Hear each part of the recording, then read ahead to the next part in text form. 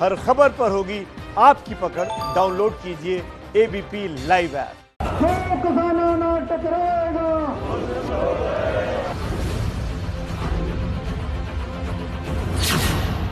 किसान बिल पर महासंग्राम। जब तक किसान कन्विंस ना हो तब तक ऐसा कोई कानून नहीं आना चाहिए। उनसे बातचीत करके जो चीज वो चाहते हैं वो प्रावधान इसमें बनाए जाए।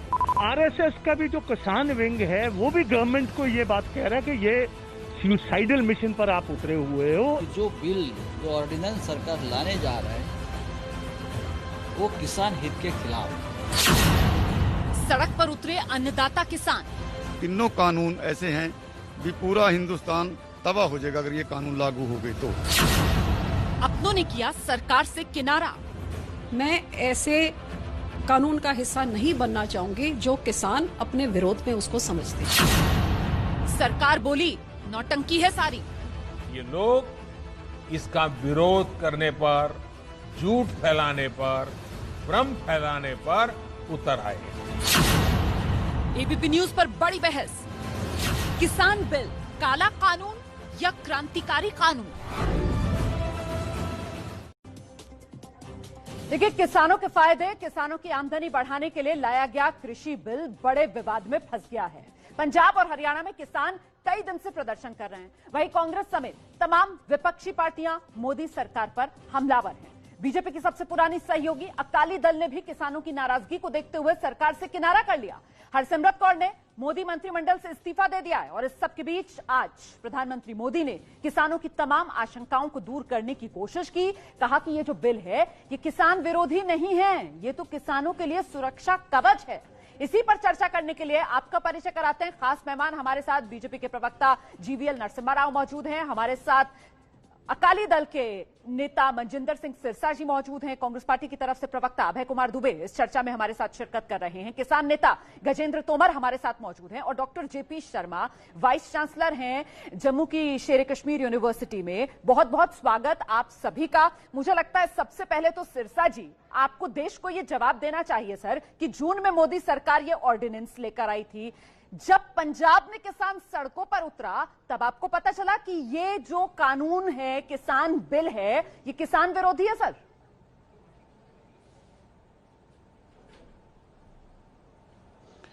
तब भी हरसिमरत कौर बादल ने ये बात देश की कैबिनेट के अंदर प्रधानमंत्री जी को कहा था कि जिनके लिए हम बिल ला रहे हैं पहले उनके साथ जरूर चर्चा हो जानी चाहिए। क्योंकि देखिए, एक अन्नदाता है और अगर उसके मन में कोई शंका भी है और कोई सुझाव भी देना चाहता है तो जिसके भले के लिए हम काम कर रहे हैं उससे सुझाव लेना जरूरी है। तो आप ये आरोप लगा रहे हैं कि मोदी सरकार सहयोगियों की सुनती नहीं है। आप ये आरोप लगा रहे हैं कि मोदी सरकार बिना सलाह मशवरे के एक तरफा फैसले ले लेती है।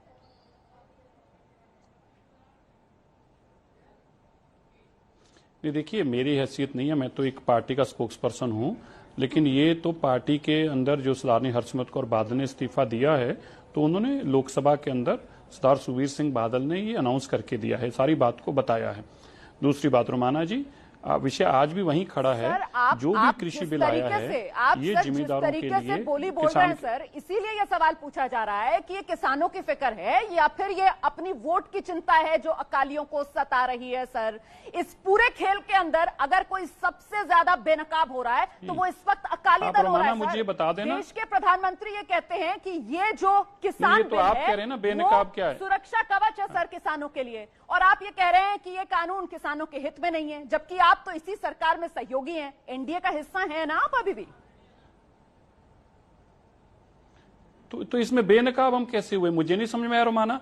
जिसके लिए राज सत्ता के लिए लोग जाते हैं उस राज सत्ता को छोड़ के आई अकाली दल, मुझे नहीं समझ में आया बेनकाब। किसी को पियोन का पद छोड़ने को वो भी नहीं छोड़ता, गांव की सरपंचिनी को छोड़ता, आपने देश की वजीरी छोड़ी है, बेनकाब कैसे हो गए? जिम्मेदारों की बात अगर जिम्मेदारों की पार्टी नहीं करेगी तो कौन करेगी? इसमें क्या गलत है? और आज भी हमारा वही स्टैंड है कि देश के प्रधानमंत्री जी को किसानों से बातचीत करनी चाहिए और जो किसानों के खदशे हैं, जो उनकी बातें हैं, उनको सुनकर उस पर विचार करके उस मुताबिक लाना चाहिए जो जिसके लिए लाया जा रहा है। अगर वही ये मानने को तैयार नहीं कि मेरे लिए ठीक नहीं, तो फिर लाया किसके लिए जा रहा है? क्योंकि किसान के लिए लाया जा रहा, तो किसान से चर्चा सर, मैं होनी चाहिए। इसीलिए तो आपसे और पहले मुझे पूछ नहीं रही समझ में आ थी, रहा, अगर मैं इसलिए आपसे ये बेनकाब पूछ रही नहीं हूँ तो करना आप चाहिए। कहिए ना कि फिर मोदी सरकार एक तरफे फैसले ले रही है। आप कहिए ना मोदी सरकार राय मशवरा लेती नहीं है। आप कहिए फिर खुलकर कि मोदी सरकार सहयोगियों की सुन नहीं रही है। आप ये भी कहने के लिए तैयार नहीं है। अच्छा, आप ही की पार्टी की नेता हरसिमरत कौर, जिन्होंने इस्तीफा दिया है मोदी मंत्रिमंडल से, वो इस वक्त मेरे सहयोगी जगविंदर पटियाल के साथ लाइव मौजूद हैं। जरा सीधे आपको लिए चलते हैं जगविंदर के पास। जगविंदर, रोमाना, देखिए 40 साल का एक पुराना साथी जो है वो केंद्र सरकार से हाथ खींच रहा है, और इस हाथ खींचने की वजह बना है एग्रीकल्चर ऑर्डिनेंस, जिसको लेकर अकाली दल सहमत नहीं है। मेरे साथ पूर्व केंद्रीय मंत्री हरसिमरत कौर बादल हैं। हरसिमरत जी, इस्तीफे की नौबत क्यों आई? क्या ये जरूरी था या मजबूरी थी? जरूरी था। जिंदगी में कभी मजबूरी नहीं होती, ऐसी चीजों में एक नैतिकता होती है। एक मंत्री होने के नाते मैंने, चाहे मैं एमपी थी चाहे मैं मंत्री बनी, हमेशा मैंने समझा कि मुझे लोगों ने चुन के भेजा है अपनी आवाज बना के, और मेरा फर्ज होता है लोगों की आवाज संसद तक पहुंचाई जाए, और मंत्री होने के बाद जो भी कानून बने कैबिनेट में वो ऐसे हों जो लोगों के भले में हो। अपनी विचारधारा से हर एक मंत्री कोशिश यही करता है कि कुछ भला करने के लिए हम बनाए, और आई एम श्योर कि ये कानून भी किसानों के भले के लिए ही आए। लेकिन जब इस कानून के भलाई के बारे में जब अपने किसानों को जाके बताने की कोशिश करी, और उनकी शंकाएं मेरे सामने जब उन्होंने रखी, वो जब मैंने कन्वे करी, जो मेरा फर्ज बनता था कि आप ये बना रहे हैं, जो लोग जिसके लिए बना रहे हैं वो स्वागत करने के बजाय विरोध कर रहे हैं। और इस बात को लगातार, जब ये कानून बनने से पहले इंटर मिनिस्ट्रियल भी जब कमेंट्स मांगे गए, हालांकि मुझे इंडस्ट्री की तरफ, फूड प्रोसेसिंग इंडस्ट्री की तरफ से कमेंट्स देने थे, उधर भी जब आप फाइल में नोटिफिकेशन देखे, वहां भी मैंने कहा स्टेक होल्डर्स के मन में शंकाएं हैं, ये दूर करना जरूरी है, और स्टेट की सरकारों को ऑन बोर्ड लेना जरूरी है। इसके बावजूद जब मुझे पता लगा कि ये आने लगा है, तो कैबिनेट में मैंने आने से पहले भी मैंने कहा कि ग्राउंड लेवल पे इसका बहुत विरोध है, और उनके बातचीत करने के बाद ही कुछ ऐसे किया जाए। लेकिन इसके बावजूद टेबल आइटम में कैबिनेट में आया, वहां पे मैंने एक बार फिर पुरजोर से, लेकिन मुझे सपोर्ट और कहीं से नहीं मिला।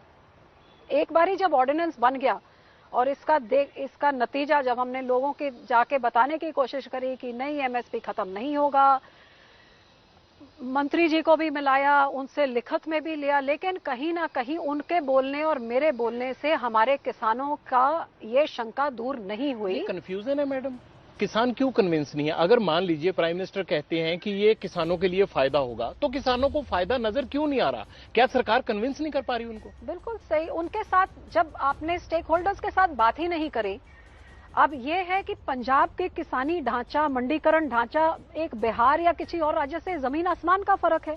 यहाँ पे एमएसपी से कम किसी को नहीं मिलता, और उन राज्यों में तो एमएसपी की नाम की चीज नहीं है।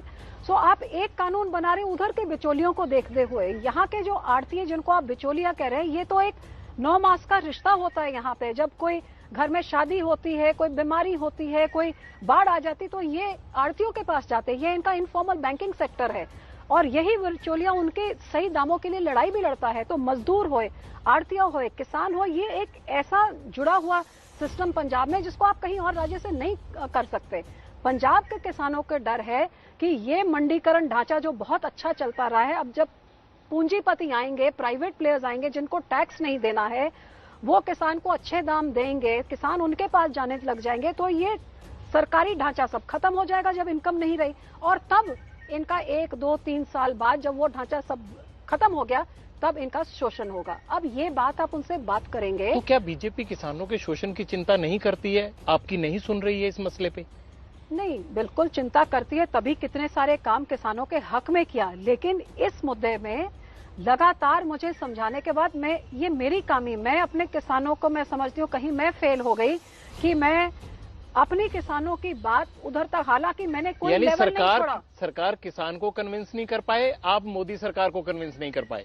बिल्कुल ये कह सकते हैं, बिल्कुल सही बात है। और मैं अपने किसानों से माफी मांगती हूँ, और माफी के तौर में ही जब मौका आया कि मुझे अपनी सरकार का या किसान का साथ देना, मेरे लिए बिल्कुल साफ था कि मैं उनका साथ दूंगी जिनके करके आज मैं इधर पहुंची हूं। और जो ये सरकार चाहे भले मनशे से कर रही है, जिनके लिए कर रही है, जो उनको भला नहीं नजर आ रहा, तो मेरा फर्ज है कि आज मैं उनके साथ लड़ूं और वो भलाई के रास्ते पे चलूं। वैसे आपको मैडम खोट नजर आता है इस बिल में कि खोट है जिसको लेकर किसान परेशान है, या आप कन्विंस हैं लेकिन किसान को नहीं कर पा रही हैं? कि आपको भी लगता है कि कहीं कोई झोल है? ये मैं नहीं बोलना चाहूंगी। ये मैटर भी नहीं करता। जो मैटर करता है कि जिसके लिए लेके आए हैं वो बिल, उसको कन्विंस होना जरूरी है, मैं हूं ना हूं। तो आप किसानों के साथ धरने पे जाकर बैठेंगी? अब तो आप फ्री हैं केंद्र से। अब तो अमरिंदर सिंह अपना ध्यान रखें, क्योंकि अब मैं मुक्त हो गई हूं। अब जिसके खिलाफ जाना होगा, जो मेरे घर के आगे बैठे, मैं उनको कहती हूँ, अब मेरे घर के आगे जिसके घर के आगे बैठना है, मैं आपके साथ बैठूंगी जहां लेके जाए। अब इस मुद्दे में हरसिमरत बादल हो, श्रोमणी अकाली दल, आगे होके आपकी लड़ाई लड़ेगी। अब हमारी पूरी फौज आपके साथ है और ये लड़ाई हम फतेह करेंगे। अमरिंदर सिंह तो कहते हैं कि आपने नौटंकी की है इस्तीफे की।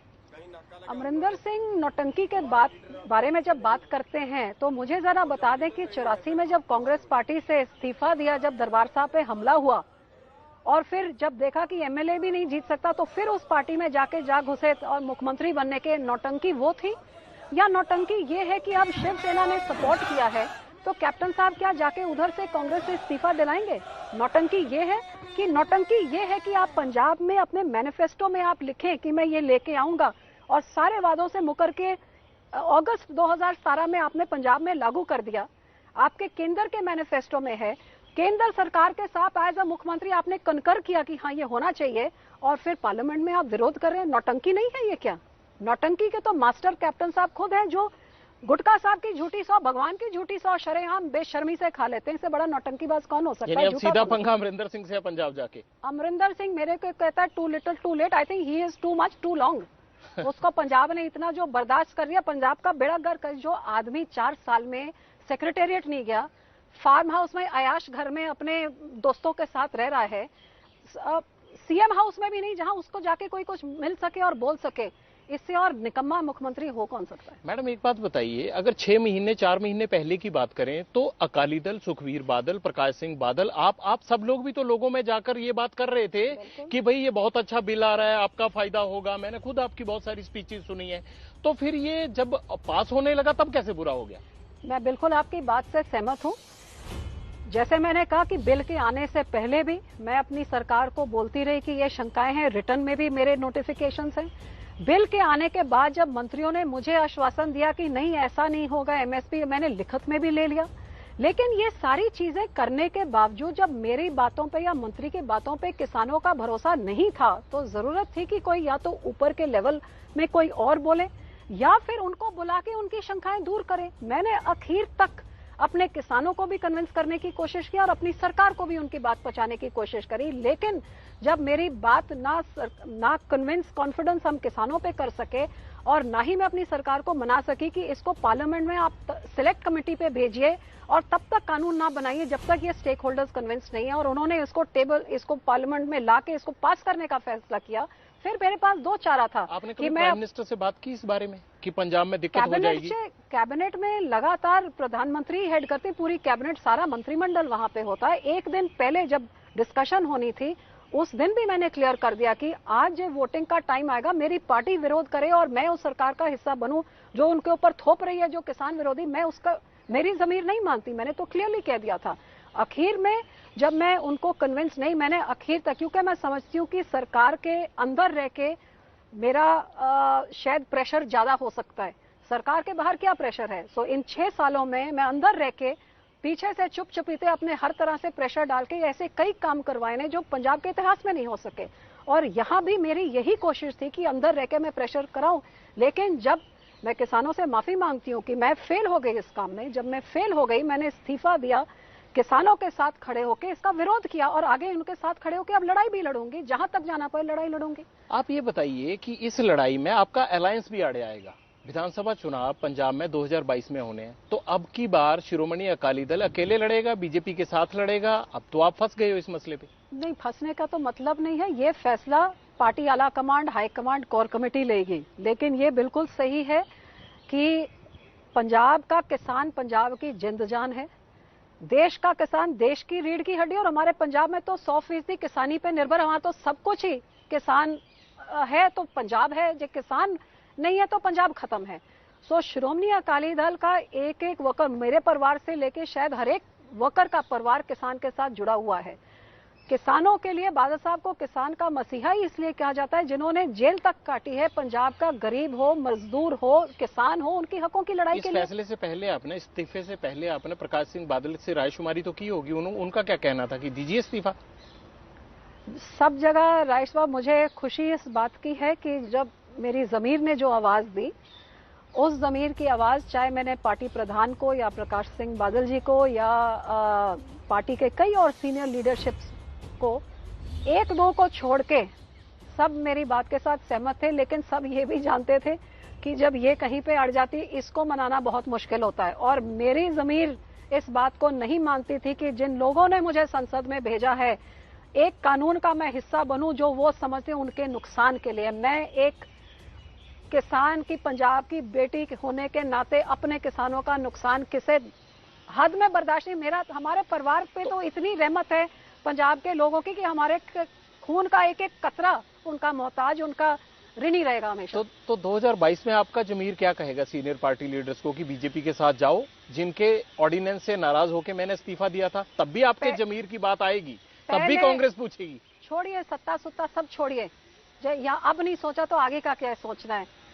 पहले हमारे किसान, हमारा पंजाब, जो पंजाब की बेहतरी, मैं अक्सर पंजाब के लोगों को कहती हूँ, ये बहुत सारी पार्टियों आपने देख ली हैं जो मौकाप्रस्त हैं, हमारे ऊपर झूठे गंदे कई तरह के इल्जाम लगा के इन्होंने राजनीति करी है, जो अपने धार्मिक ग्रंथ गुटका साहब की झूठी, जिसको भगवान का डर नहीं भैया, उनको आपका क्या डर होगा, लोगों का क्या डर होगा? कम से कम हम तो ऐसे नहीं हैं। सो राजनीति हार होए जीत होए जो भी हो, हम असूलों से परमात्मा करे इतनी शक्ति दे कि सही काम, शुभ कर्मंते कबू ना डरो, यही मेरी अरदास रोज होती है। क्या आपने बीजेपी को कोई फॉर्मूला दिया है कि इस ऑर्डिनेंस में या इस बिल में जब तक इसमें ये अमेंडमेंट नहीं होते तब तक अकाली दल आपसे दूर रहेगा, या आप इन अमेंडमेंट्स के लिए राजी हो जाते हैं तो हम आपके साथी के तौर पर रहने को तैयार है? कोई ऐसा फॉर्मूला? जब पार्लियामेंट का सत्र बुलाया गया और इसको मैंने देखा, मेरी 4 दिनों से यही मांग रही, आप इसको सेलेक्ट कमेटी, आपने देखा पार्लियामेंट में तकरीबन सब पार्टियों ने विरोध किया, एक दो को छोड़ के, आप इसको सेलेक्ट कमेटी में भेज दीजिए, सुनवाई कर लीजिए। जिन लोगों की शंका है, जे कुछ बदलाव का बदलाव लेके आइए, आप भले के लिए लेके आ रहे हैं, क्यों नहीं देश भर के किसान स्वागत करें, ना कि एक किसान का आंदोलन खड़ा करें इस समय में। ये कोई समय है जब अर्थव्यवस्था, बॉर्डर, कोरोना, क्यों किसानों को हम इस तरफ धकेल रहे हैं? आप सुनवाई करिए, उनके शंकाएं दूर करके कॉन्फिडेंस लेके सबसे इसका स्वागत कराइए, यही तो हमारी मांग थी। इससे पहले भी चाहे एनआरसी का मसला हो, चाहे नोटबंदी का मसला हो, इन तमाम चीजों को लेकर केंद्र सरकार के कई फैसलों में शिरोमणि अकाली दल ने कहा कि हमारी हाँ नहीं ली गई। लेकिन इस बार इतना वर्स्ट स्टेप, आपको क्या लगता है कि देहात में वापस लौटने के लिए अकाली दल को ये स्टेप उठाना जरूरी हो गया था? देहात की बात नहीं है, अपने असूलों की बात है, अपने लोगों की बात है।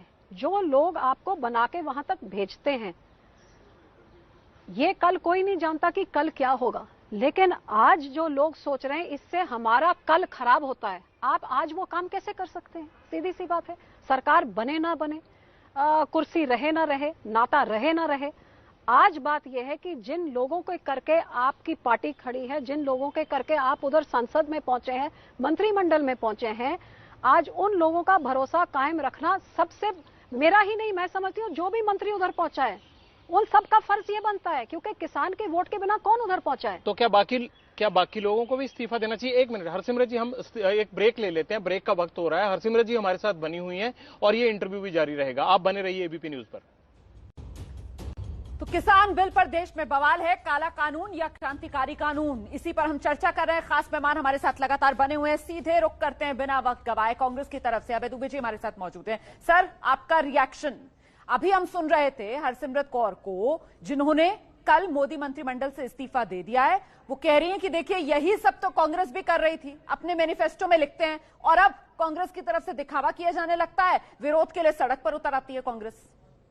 देखिए, पहली बात तो अकाली दल का मुखौटा उतर गया जब आपके संवाददाता ने पूछा कि आप इसके विरोध में है कि नहीं बिल के, तो उन्होंने कहा अभी इस पर मैं प्रतिक्रिया नहीं दूंगी। ये क्रूर प्रहार मोदी जी ने किया है, बुनियादी रूप से किसान विरोधी है ये मोदी सरकार। 2014 में भी 3 अध्यादेश लेकर आए थे भूमि के मुआवजे के कानून के खिलाफ, और इसी तरह समझाने की कोशिश की गई थी।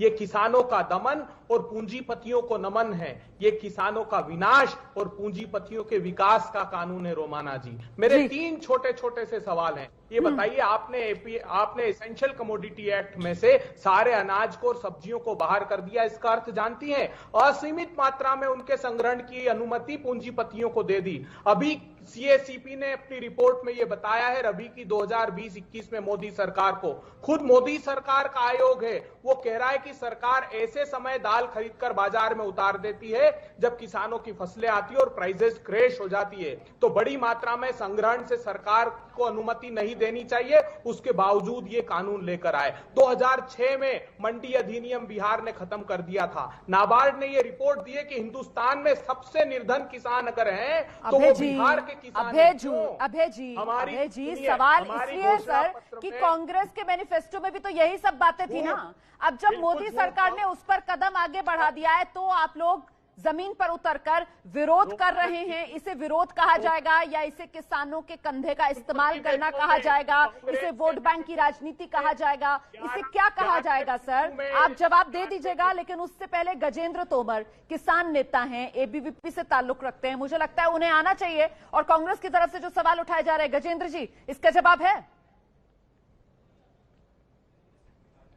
जी मेरे पास है रमन्ना जी, मैं बोलता हूँ। जैसे कि जो बिल आया है, मैंने किसी के बीच में बोला नहीं, बड़े ध्यान से सुन रहा था। हेलो, आवाज नहीं, जवाब दीजिए। आपकी आवाज आ रही है गजेंद्र जी? मेरी आवाज आ रही है? मेरी आवाज आ रही है? जी जवाब दीजिए सर। हाँ, जैसा कि जी जैसा कि जो तीनों ऑर्डिनेंस आए हैं जो किसानों के हित में, और इससे किसानों के क्षेत्र, कृषि के क्षेत्र में मुझे लगता है निवेश बढ़ेगा। और जिस तरीके से वन नेशन वन मार्केट की बात जो हम लोग लंबे समय से किसानों की मांग रही है कि किसान खुद अपना दाम तय करे, अब किसान अपना मार्केट, आज दिल्ली से आप हरियाणा ले जा सकते हैं अपना किसान अपना माल। तो जिस तरीके से गवर्नमेंट किसानों के लिए ऑर्डिनेंस लाए हैं तीनों, इसमें बहुत ही लाभकारी और बहुत ही उपयोगी साबित होंगे। ऐसा मुझे ही लगता कि इस तरह के से इसका विरोध करना चाहिए।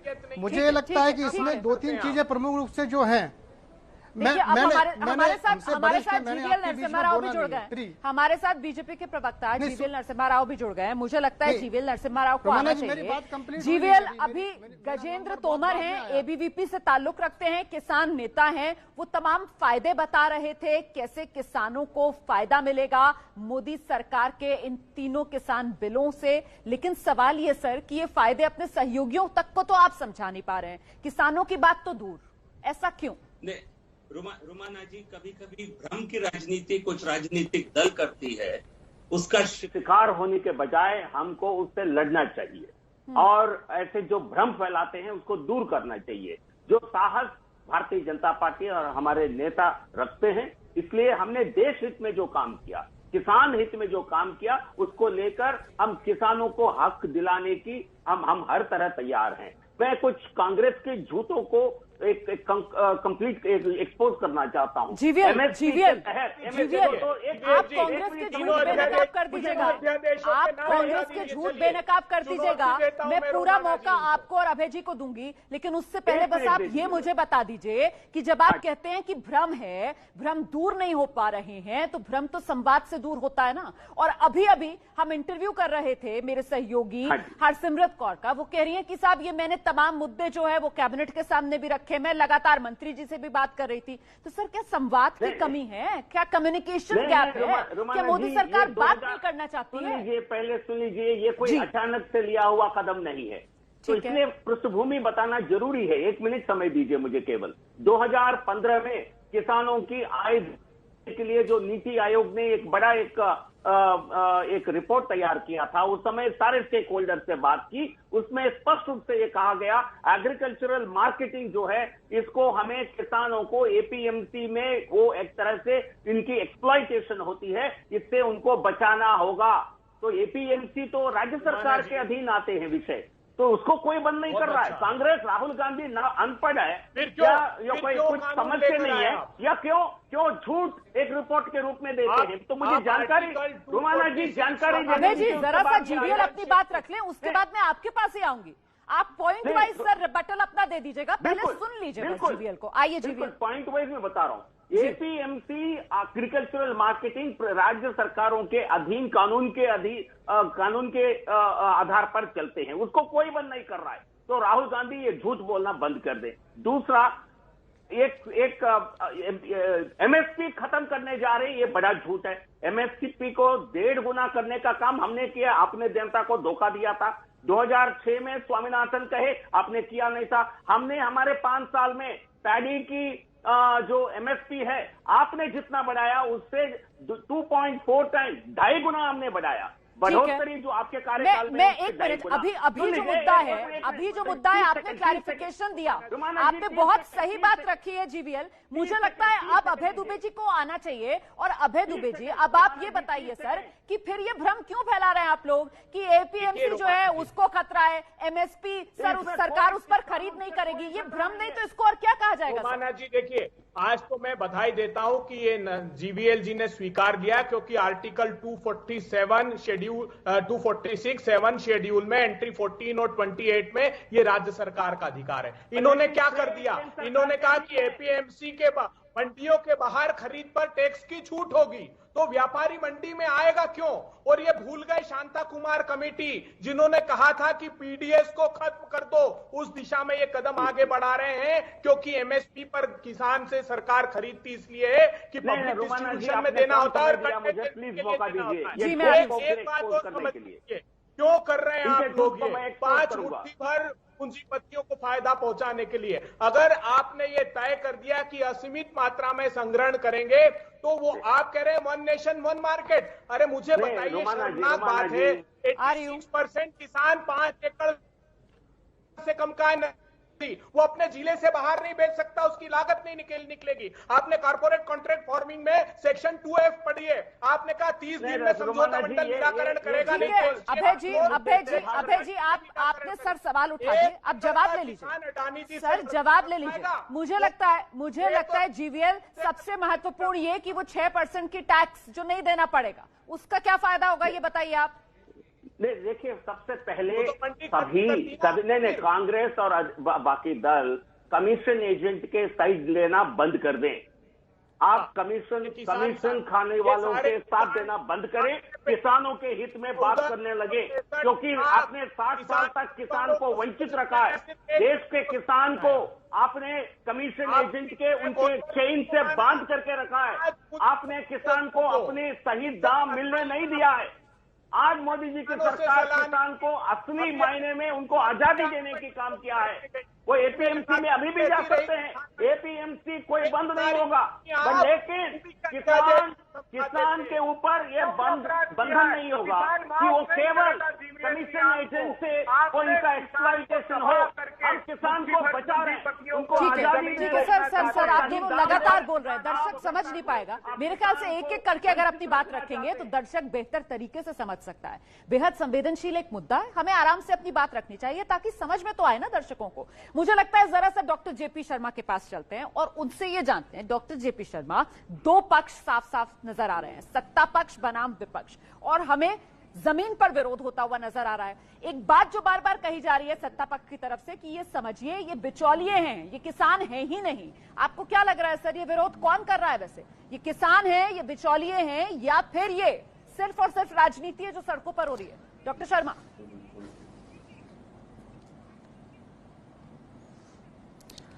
देखिए रोहाना जी, जो मैडम ने भी कहा, पंजाब से जो मंत्री थी, कि किसानों को इस चीज को समझाने की जरूरत है। कुछ उनके एप्रीहेंशन हो सकते हैं, जो उनकी चीज, जो उनको इस चीज को क्लैरिफाई करने की जरूरत है। जहां तक मैं उस पर कमेंट नहीं करूंगा कि वो पॉलिटिकल हैं या किसी ग्रुप को बिलोंग करते हैं, लेकिन जो ये बिल है उसकी जो क्या किसानों पे असर पड़ने वाला है, उनके लिए ये कैसा है, इस पे मैं अपनी राय रखना चाहता हूँ। जी, पहली चीज, मुझे इसमें ऐसी कोई चीज नहीं दिखती जिससे किसानों का अहित इसमें लग रहा हो। ठीक है। पहली बात इसमें कही गई है जो पहले बहुत दिनों से चला आ रहा था, और ये भी किसानों की भी डिमांड थी, हर तरह से ये डिमांड थी कि ये एपीएमसी एक्ट जो है एक्सप्लॉइट करता है, इसको संशोधित किया जाए। 2017 में भी एक प्रयास किया गया था इसको संशोधित करने का, मॉडल एक्ट लाने का, लेकिन वो नहीं हो पाया। सरकार ने अभी साहस दिखाया है, इस बिल को वो लेके आए हैं।